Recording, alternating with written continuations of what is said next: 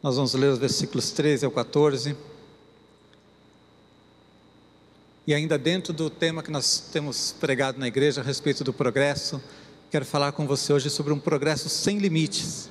E nós vamos ver o exemplo de um homem que superou vários níveis de obstáculos para sempre continuar progredindo. E esse vai ser o desafio para você nessa manhã. Amém? Filipenses 3, 13 a 14 diz: Irmãos, quanto a mim, não julgo havê-lo alcançado, mas uma coisa faço, esquecendo-me das coisas que para trás ficam, e avançando para as que diante de mim estão, prossigo para o alvo, para o prêmio da soberana vocação de Deus em Cristo Jesus. Amém? Eu não vou pregar especificamente sobre esse texto, eu usei-o como abertura, mas eu vou trazer para vocês uma mensagem sobre o homem que trouxe essas palavras, sobre o que está por trás dessas palavras. O apóstolo Paulo foi um grande exemplo de uma pessoa que teve progresso constante na sua vida, que teve superação de várias dificuldades. Mas muitas vezes a gente pensa que uma palavra sobre progresso ou sobre restauração é só para quem está quebrado, para quem está numa situação difícil, para quem passou por um tempo de roubo, destruição na sua vida, para a pessoa que está na pior. E às vezes a gente não percebe que quando a gente está bem, ou mesmo que você seja uma pessoa madura, você também precisa continuar progredindo. E Paulo foi um homem que nunca deixou de caminhar na direção de conhecer mais a Jesus. Ele tinha consciência que o seu alvo era Jesus Cristo, que ele não tinha alcançado esse alvo, e por isso ele sempre continuava indo adiante. Eu quero desafiar você nessa manhã a pensar um pouquinho mais sobre a sua vida. Você já foi desafiado em várias mensagens durante essas últimas semanas, mas eu quero que você olhe para esse exemplo do apóstolo Paulo, para que você possa ver nele essas marcas de alguém que superou todo o nível de dificuldade para sempre continuar crescendo. Deus quer que você tenha progresso, amém? Repita comigo assim: Deus quer que eu tenha progresso sempre. Então eu quero mostrar para você alguns níveis, algumas áreas em que ele teve vitória e que você pode buscar também isso na sua vida. Primeira vitória que eu vejo que Paulo teve foi sobre o seu temperamento. Paulo, se você conhece um pouquinho da palavra de Deus, se você já leu o Novo Testamento, você sabe que ele tinha aquele temperamento que nós chamamos de colérico, uma pessoa extremamente motivada. Sabe aquela pessoa empreendedora, que tem sempre grandes planos, que é focada no seu trabalho, na sua missão, focado em tarefas muito mais do que em pessoas. Não sei se você já observou esse tipo de coisa, né? Existem pessoas que são focadas em tarefas, existem pessoas que são focadas em pessoas. Quando a pessoa é focada em tarefa, você dá algo para ele realizar e ele vai e realiza de qualquer jeito, nem que tenha que passar por cima de todo mundo. Às vezes, se ele tem uma equipe, ele chega lá no fim e ele cumpre a tarefa, a equipe está toda arrebentada, mas ele chegou lá e cumpriu a tarefa. Aquele que é focado em pessoas é diferente, ele é mais cuidadoso com as pessoas, mais focado nas necessidades das pessoas, e às vezes esquece de cumprir a tarefa, fica cuidando lá da equipe, está tudo bem com você, está tudo bem com você, mas e a tarefa? Não é? Paulo era focado em tarefa. Quando ele entendeu que o alvo da vida dele era pregar o Evangelho, ele foi absurdamente focado em tarefa. Todos os 11 apóstolos ficaram em Jerusalém, cuidando dos judeus, e ele disse assim: vocês cuidem dos judeus, eu vou para os gentios. Gente, quem eram os gentios? Era todo o resto do mundo. Ele disse assim: somos 12, vocês 11 ficam aí, cuidem de Israel, eu vou para o resto do mundo inteiro, é comigo. Ele assumiu como uma tarefa. Então ele era um homem que tinha esse tipo de perfil. Isso é uma grande qualidade. Homens assim realizam grandes coisas, homens e mulheres realizam grandes coisas, mas essa inflexibilidade, esse foco exagerado também traz muitos problemas. Ele precisa ser administrado, ele precisa ser vencido nas suas dificuldades, né? E de fato aconteceu isso. Eu quero mostrar para você alguns momentos. Atos 15, 39 diz assim: houve entre eles, está falando de Paulo e Barnabé, tal desavença que vieram a separar-se, Então Barnabé, levando consigo a Marcos, navegou para Chipre. O que aconteceu? Paulo, a estratégia que ele usava para pregar o evangelho, logo no início da igreja, era fazer viagens missionárias. Ele passava um período viajando e implantando igrejas, parava um tempo numa cidade, implantava uma igreja e ia para outra. Durante a primeira viagem missionária, João Marcos, que era um dos auxiliares, espanou, não aguentou a pressão, era muito difícil, era perseguição de todo lado, gente, e voltou. Na segunda viagem, novamente, lá vão Paulo e Barnabé queria levar João Marcos. Paulo disse assim: não vai. E Barnabé insistiu, querendo dar uma nova chance para João Marcos. João Marcos tinha afinado na primeira vez, mas se ele quer uma nova chance, é porque ele está motivado, ele está reconhecendo o seu erro, vamos investir na vida dele. E Paulo foi inflexível, não aceitou. Por quê? Foco em tarefa. Eu quero pregar o evangelho no mundo inteiro. Se esse moleque vai me atrapalhar, não vai vir comigo não. E foi tão inflexível que Paulo e Barnabé se separaram. Amigos que seriam inseparáveis se separaram, porque o caráter, a personalidade de Paulo era tão exagerada nesse foco em tarefas, que ele simplesmente não conseguiu ver algo diferente. Só que quando você olha para a vida de Paulo, você vê que lá mais ao finalzinho da sua vida, ele tinha mudado. Se você ler o livro de Filipenses, por exemplo, Paulo é carinhoso, Paulo está preocupado com as pessoas, com os companheiros de ministério. Você não vê mais esse homem tão inflexível, você vê alguém que está sempre mandando um recado para alguém, por quem ele tem um grande carinho, um reconhecimento do valor daquela pessoa. Não parece mais o mesmo Paulo. E no final, ele pede inclusive que tragam para ele o tal do João Marcos.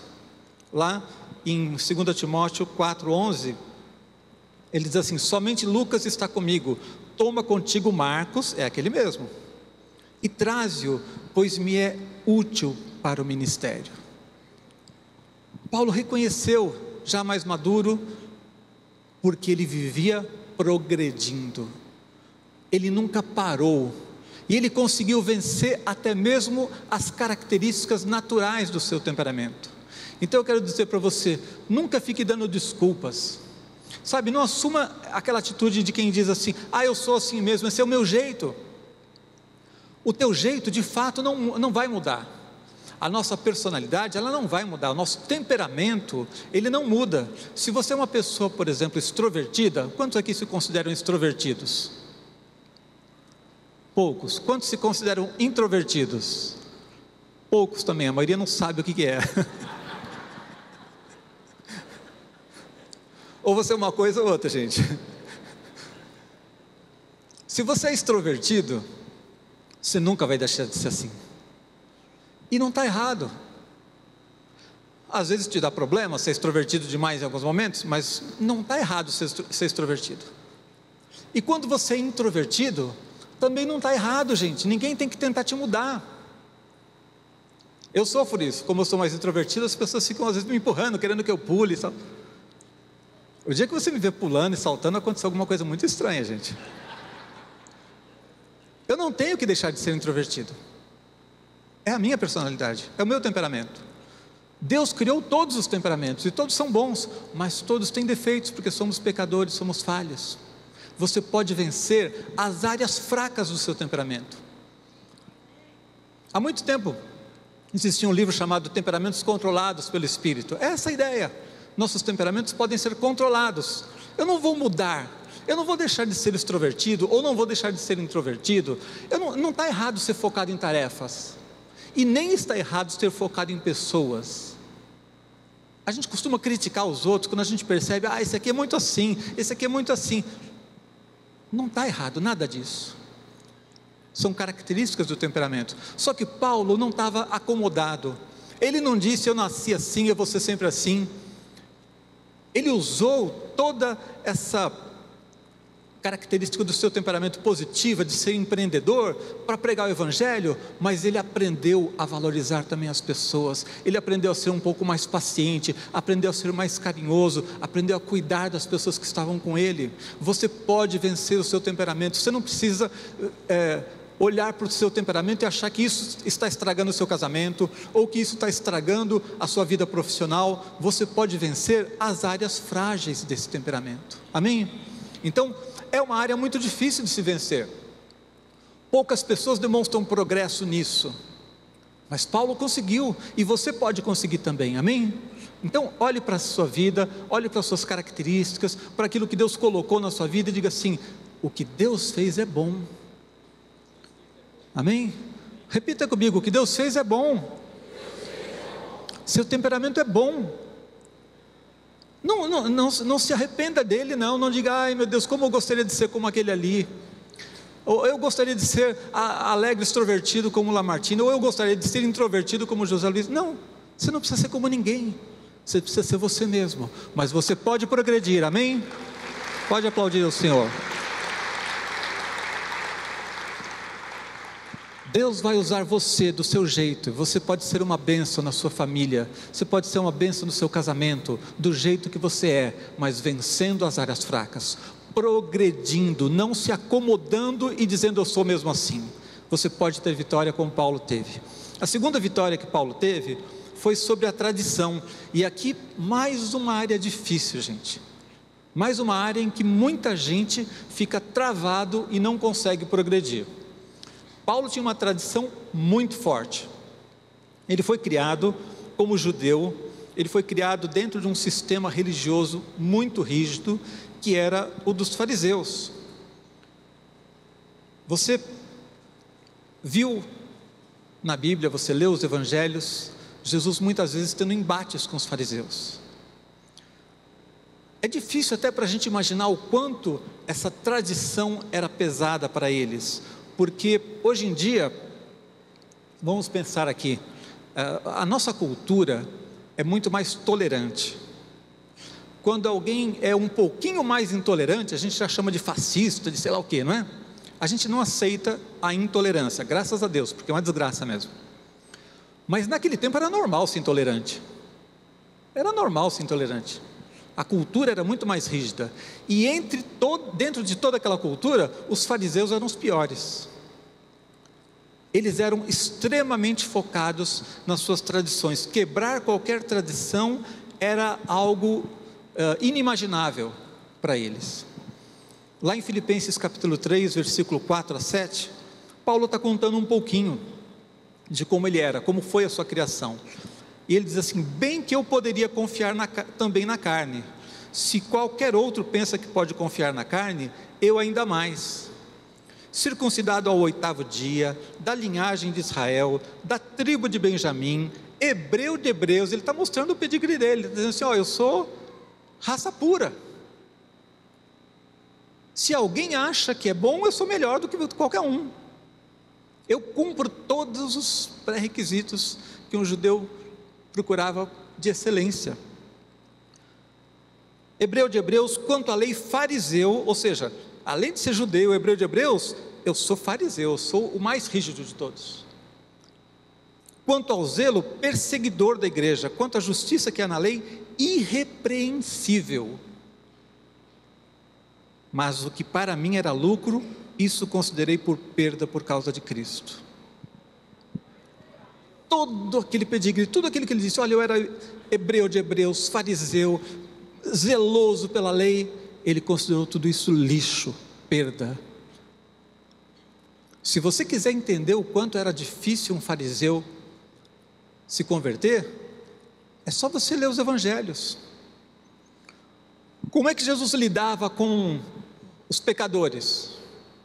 Com amor, com graça, dando novas oportunidades. Jesus lidava com o publicano, lidava com com o cobrador de impostos que era corrupto, lidava com a pessoa apanhada no ato de adultério, lidava com a prostituta, sem problema, gente. Agora, tinha um povo que Jesus tinha problema, com o fariseu. Com o fariseu, Jesus, que é o príncipe da paz, o discurso dele era assim: raça de víboras, sepulcros caiados, por fora vocês são bonitinhos e branquinho, por dentro só tem podridão. Você consegue imaginar o príncipe da paz falando assim com alguém? E ele não estava destemperado não, ele não estava num dia ruim, ele não estava fora do seu normal. Jesus falou porque era isso mesmo que era para falar com essa gente. Mas Jesus vai lá e escolhe um cara desses, um hebreu de hebreus, fariseu, para ser o homem que vai pregar sobre a graça, o homem que vai ensinar a todo mundo, fora os judeus, fora de Israel, o que é o caminho da graça de Deus. Gente, só Deus para fazer isso. Eu nunca tentaria não, porque depois de ver Jesus falando tão pesado com os fariseus, eu não escolheria um deles para fazer isso. Mas Jesus sabia que Paulo era um homem que ele poderia transformar, e sabia que ele ia continuar crescendo e progredindo dia a dia, e ia vencer toda essa tradição que ficou para trás. Então eu quero dizer para você, não deixe nada te prender. Talvez exista aqui pessoas presas a tradições. Existem pessoas que sequer conseguem entregar sua vida para Jesus por causa de uma tradição religiosa. Quem é mais importante, gente? A sua tradição religiosa ou Jesus? Se você deixar de seguir a Jesus por causa de uma tradição religiosa, o que é que você vai dizer quando estiver diante de Deus? Sabe, eu conheci pessoas que amavam a Deus, que ouviram o Evangelho, creram, sentiram o chamado de seguir a Jesus, mas não se converteram até que os pais morressem, porque tinham medo de desonrar a tradição dos pais, ficaram presos à religiosidade que aprenderam na família, e só depois dos pais mortos é que ele aceitou a ideia de começar de fato a buscar Deus. Quem é mais importante para você? Uma tradição ou Jesus? Não importa qual seja a tradição que você aprendeu, não importa o que você aprendeu na sua família, de onde você veio, você precisa saber que Jesus é mais importante do que tudo isso. Sabe, eu queria levar isso até além da questão religiosa. Nenhuma ideologia, nada de direita, de esquerda, nada pode ser mais importante do que Jesus. A sua visão do mundo tem que ser moldada pelo caráter de Jesus, pelo conhecimento de Jesus, pelo conhecimento da palavra de Deus. Paulo continuou progredindo e conseguiu ir a cada dia se livrando de todo o ranço de religiosidade que ele aprendeu, para ser o homem que Deus usou para revelar de maneira tão profunda a graça de Deus.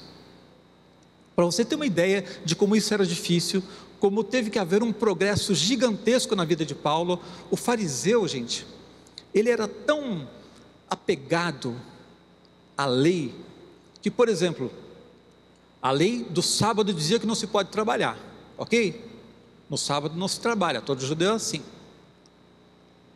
Se pegasse fogo na sua casa, você não podia retirar as roupas dali, porque retirar as roupas da sua casa, que está pegando fogo, retirar os seus bens dali, seria trabalho. Eles deixavam queimar tudo. Mas sempre tem um jeitinho, né? Não era jeitinho brasileiro, mas eles davam um jeitinho. Eles faziam o seguinte: se você pudesse vestir as roupas e sair correndo com elas, aí podia. Olha só a mentalidade pequenininha, apegada à lei. Se eu seguir por aqui, eu estou quebrando a lei, mas se eu der essa volta aqui, eu não estou quebrando a lei, então aqui eu posso. Vocês se lembram quando Jesus encontrou uma mulher apanhada no ato do adultério, e a lei dizia que deveria ser apedrejada, e os homens queriam apedrejá-la?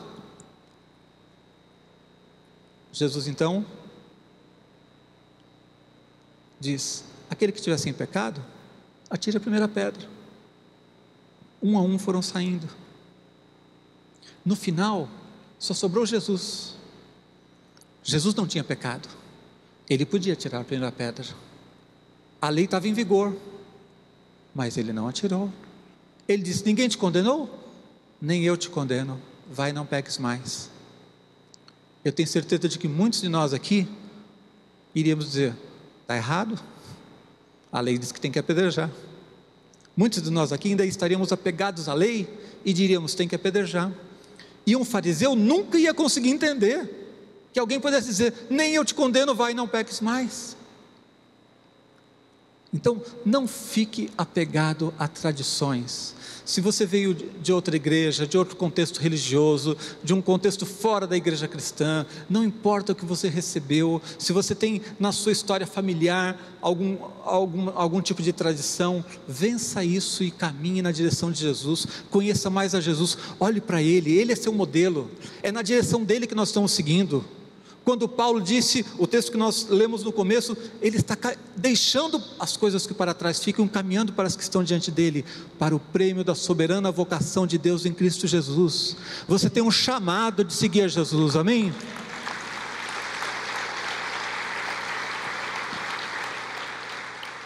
Você não tem que ter compromisso com nada acima de Jesus. Nenhuma religião, nenhuma tradição, nenhuma ideologia pode falar mais alto no seu coração do que Jesus. Isso foi o que Paulo conseguiu, e como eu disse para vocês, não foi nada fácil. Um fariseu, com toda essa tradição pesada que ele tinha, conseguir ser o homem que passa a ser o pregador da graça, foi um milagre que Deus fez na vida dele, mas porque havia um caráter na vida de Paulo. Ele queria progresso constante, progresso sem limites, e você deve progredir sem limites na tua vida também, amém? Terceira vitória que Paulo teve foi sobre o seu passado.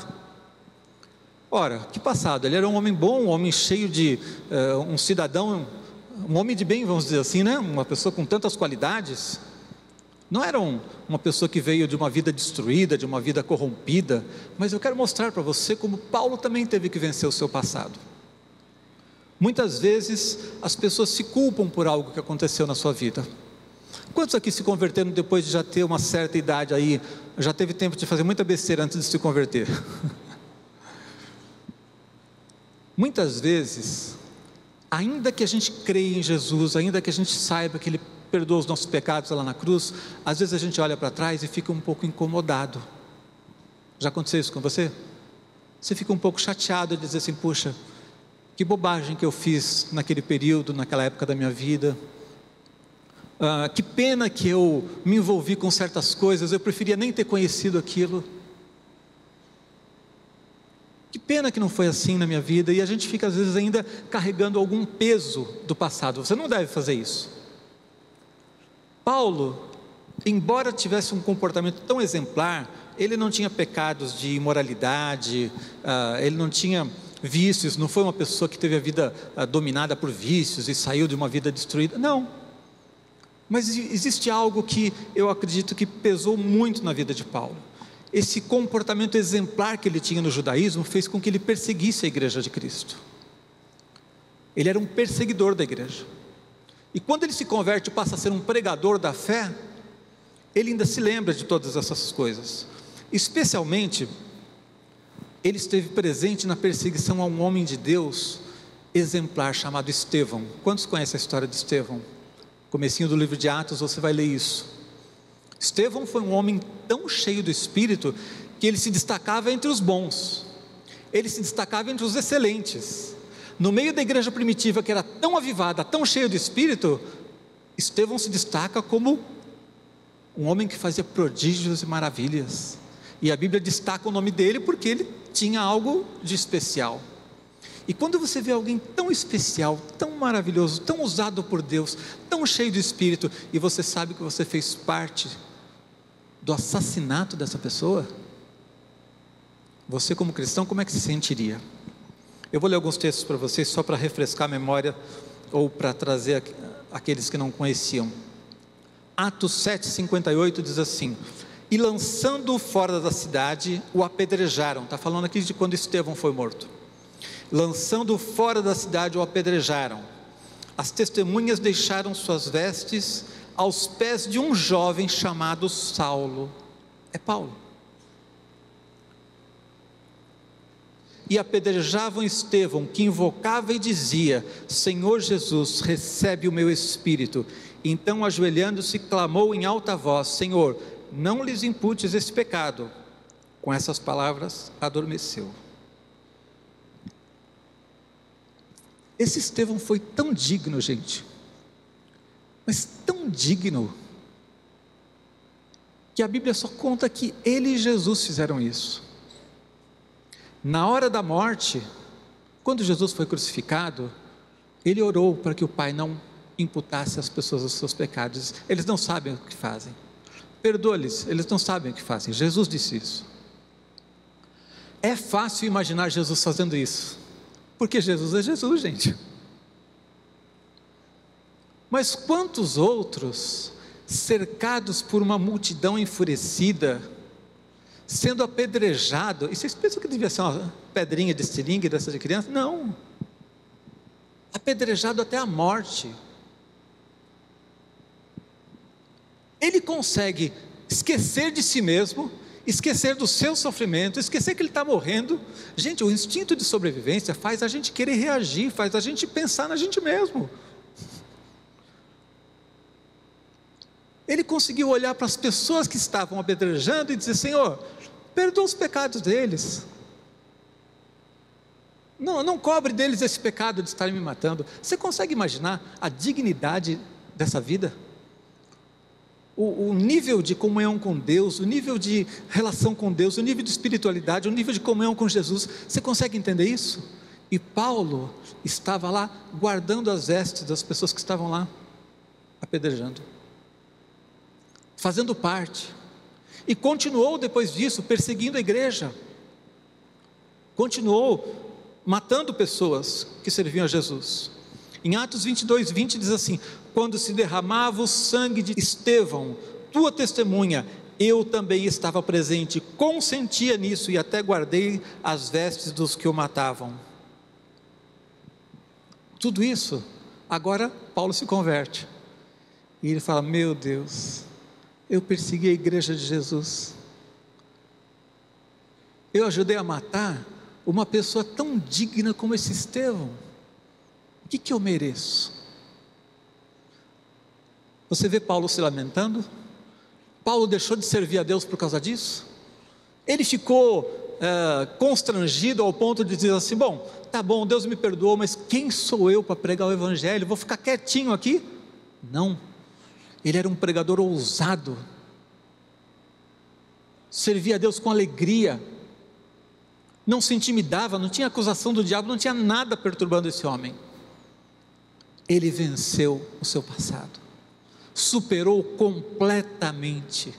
A graça que ele pregou é a mesma que ele recebeu, ele viveu. Eu quero dizer para você, eu não sei que tipo de experiência você teve antes da sua conversão, ou mesmo durante a sua vida cristã, mas você precisa vencer o seu passado, amém? Não existe nada que seja forte o suficiente para te prender, se você estiver andando na presença de Jesus, se você tiver a presença do Espírito Santo na tua vida, se você estiver cheio do Espírito. Não fique lamentando o que você não teve, não fique lamentando as bobagens que você fez, não fique lamentando o fato de você ter vivido muitos anos sem conhecer Jesus, e ter seguido por caminhos que não deveria ter seguido. Isso não importa, se alguém está em Cristo é uma nova criatura, as coisas velhas já passaram, amém? Deus não vai te cobrar nada.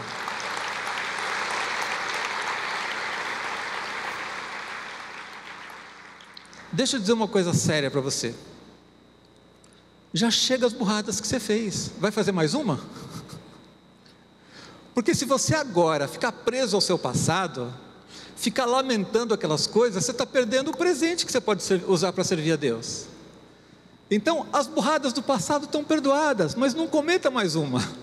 Não fique agora preso a feridas, a mágoas, ressentimentos. Muitas pessoas estão presas a mágoas e ressentimentos. Eu soube recentemente, e várias vezes já aconteceu coisas desse tipo, de pessoas que estavam em casa, não iam mais na igreja, porque ficaram decepcionados com um pastor que pisou na bola, cometeu algum erro, alguma falha, e a pessoa ficou tão chateada, e disse assim: não brinco mais, vou levar a bola para casa, não vou mais na igreja. Por causa de um pastor, você vai fazer isso? Você vai ficar preso aos erros dos outros, presos a uma mágoa, a um ressentimento? Eu fico imaginando quando a gente chegar diante de Jesus, o que a gente vai explicar para Ele? Eu vou dizer assim: eu parei de ir na igreja, eu não quis mais saber de nada, porque eu fiquei chateado com aquele fulano ali. Aí Jesus vai olhar para você e falar assim: mas você era servo dele ou meu? Então existe alguma coisa que seja realmente grande o suficiente para você ficar preso a ela? Sabe, se na sua família houve pecados terríveis, se houve mágoas, ressentimentos com pai, mãe, irmão, se na igreja com liderança, seja o que for, você vai ficar preso a esse passado?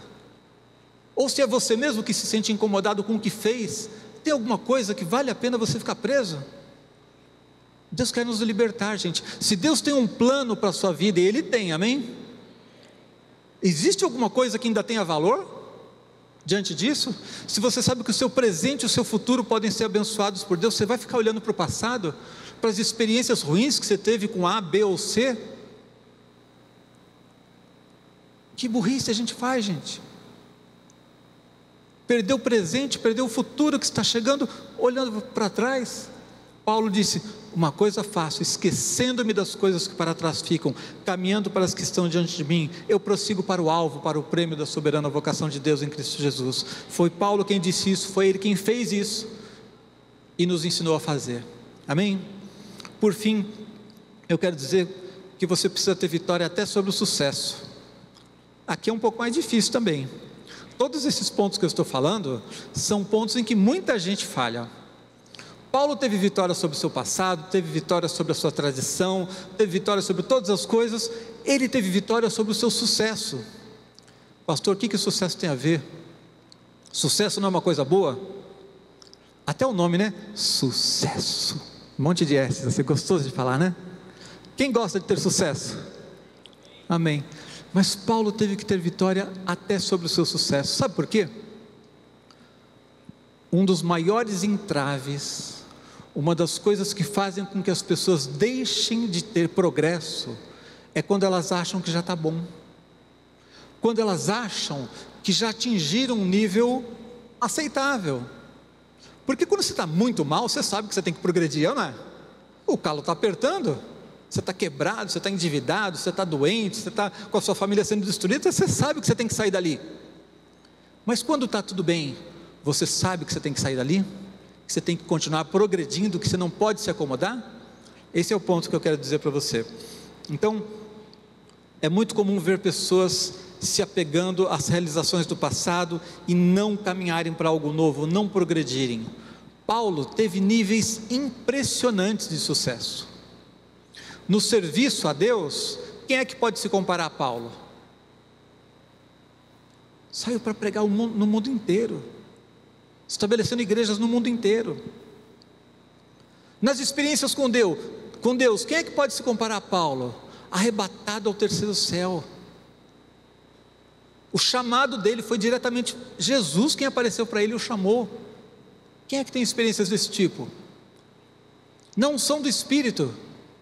A Bíblia diz que os lenços e aventais de Paulo, as pessoas pegavam e levavam para tocar nos enfermos e eles eram curados. Quem é que pode competir com esse homem?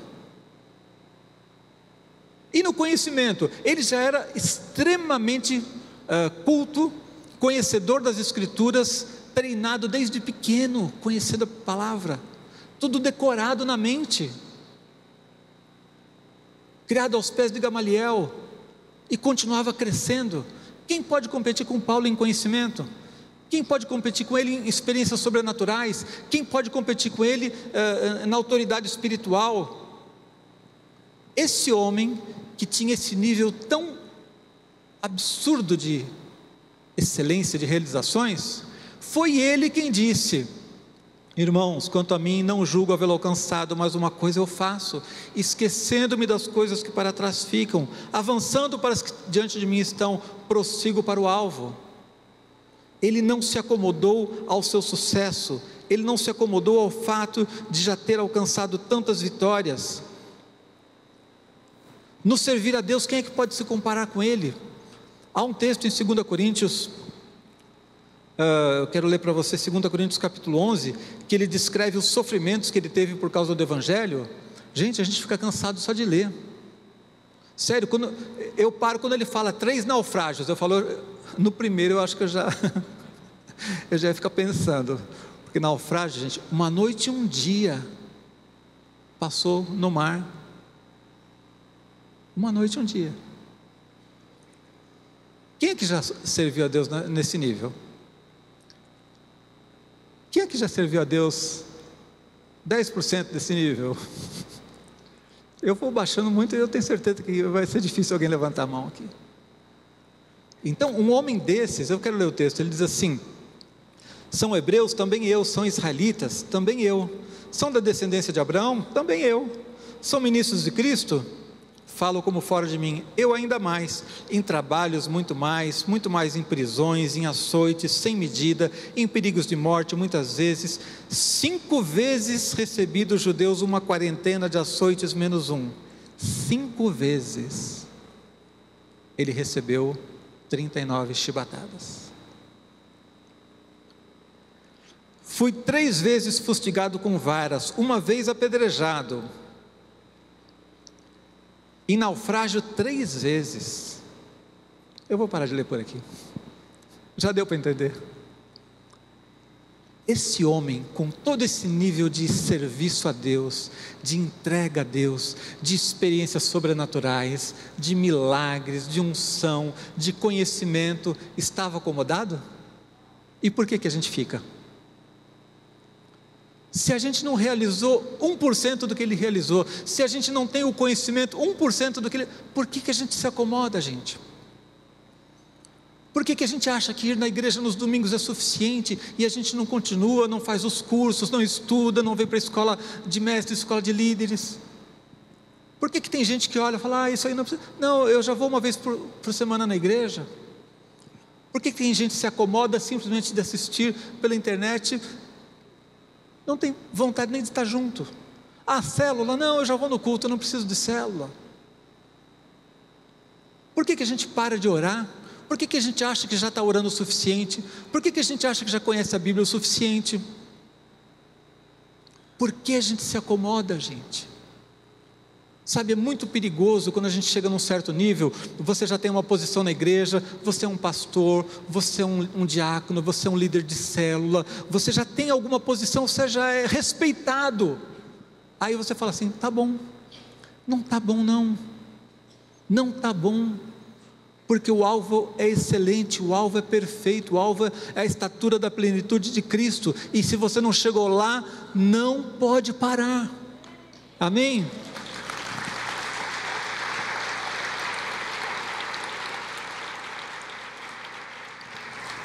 Não importa o quanto você tenha caminhado, não acomode, não se acomode.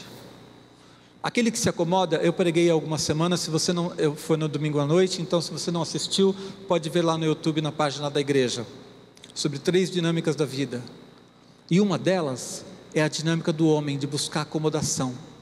A gente fica tentando parar onde a gente está, mas você pode ser melhor, e você precisa ser melhor.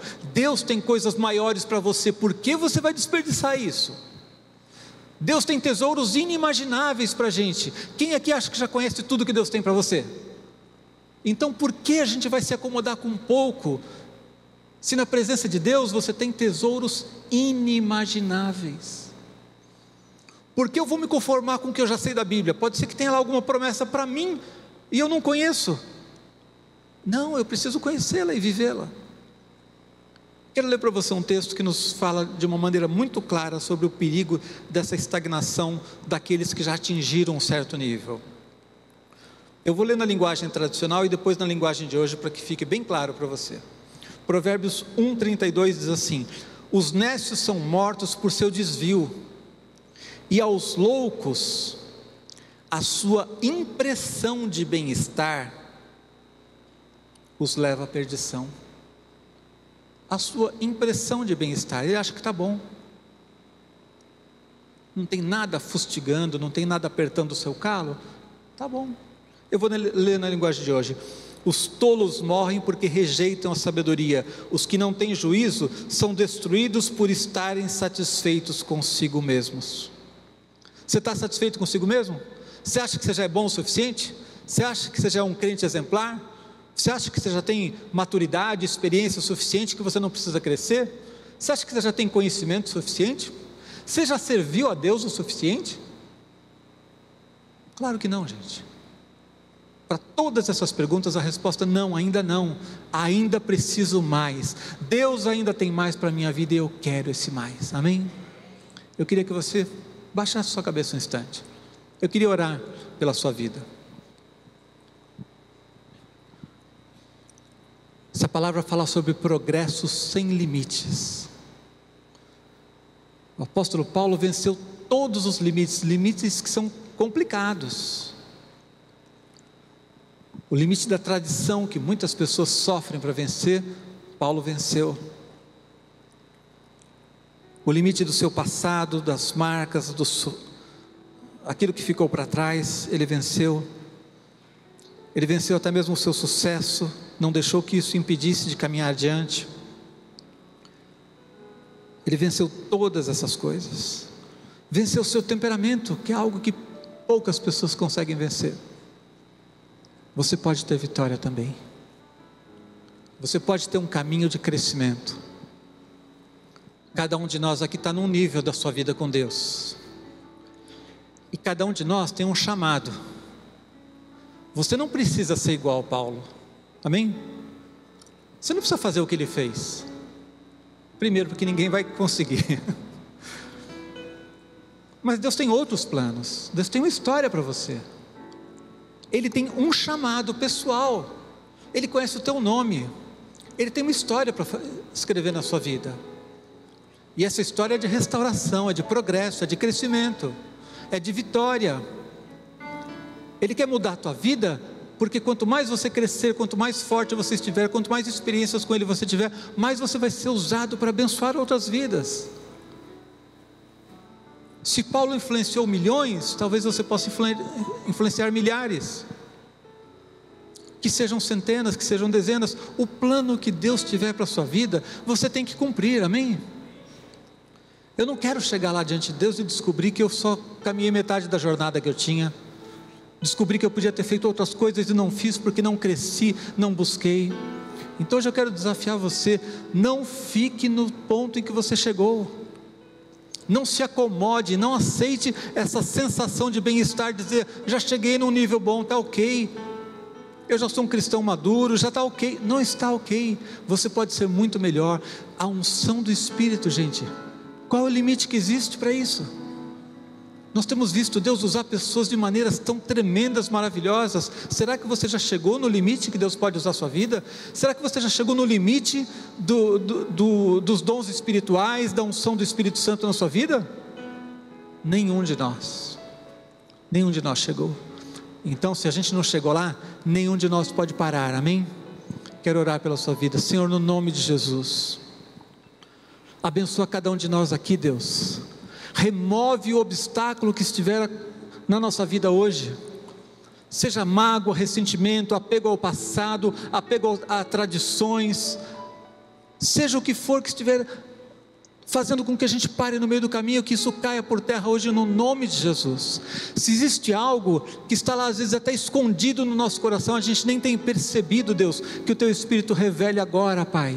Nós queremos vencer cada área das nossas vidas, até o nosso temperamento, as dificuldades que nós temos naturais de lidar com certas coisas. O Senhor pode transformar as nossas vidas.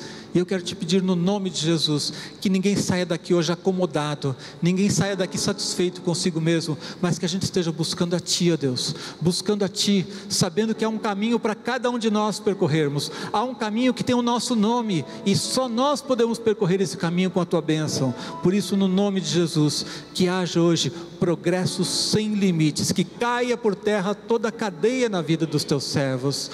Senhor, continua falando conosco enquanto nós vamos adorar. Continua falando conosco enquanto estamos abrindo nosso coração. Queremos ouvir a Tua voz, ó Deus. Queremos ouvir o Senhor falar com cada um de nós, no nome de Jesus. Pai, no nome de Jesus, nós queremos sair daqui hoje gratos, ó Deus. Gratos por sabermos, ó Pai, que o Senhor não tem apenas um plano inicial para as nossas vidas, como muitos fizeram hoje aqui uma oração, começando a sua vida cristã. O Senhor tem um plano para toda a nossa história. O Senhor tem um chamado para cada um de nós.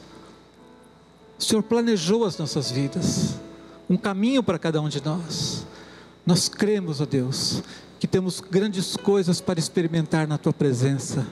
O Teu amor nos constrange a buscar isso, ó Deus. A certeza de que a Tua presença é melhor do que qualquer coisa que podemos experimentar nessa vida. A certeza de que o Teu chamado é maior do que qualquer outra coisa.